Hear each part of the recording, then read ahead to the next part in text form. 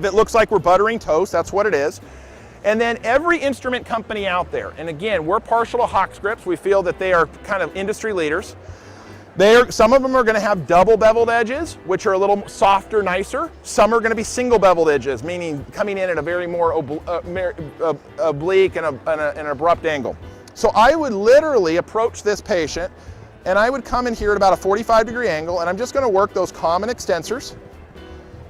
And I'm going to work all the way up across the epicondyle into where the deltoid insertion will get this kind of fibrotic overlap between the deltoid insertion and the various muscles that go into the brachioradialis and so forth, common extensors.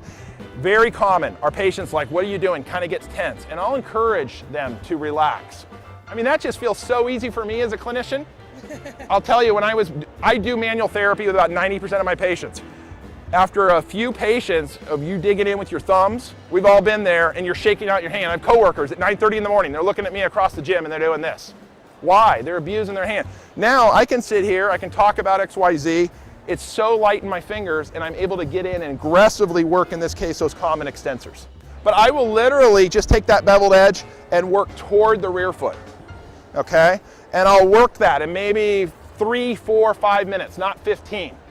I'll make sure, again, they have a proper windlass mechanism, that the first ray is extending properly. I'm going to do, most likely, all the things that you're doing. But ultimately, guys, I'm going to take them into the position of provocation, and if I can, tease you with that tidbit, it's powerful. Let's stand up. Again, the value to you is we're driving force through a specific edge to create that change in the tissue, okay? The value to the patient, I'm going to tell you right now, is that this is much more engaging than, quite honestly, to be somewhat sarcastic, having a tech put ultrasound on them for 8 minutes that they really can't feel. Let's go again, one more time, and again, I'll work right into that rear foot, right through that, okay?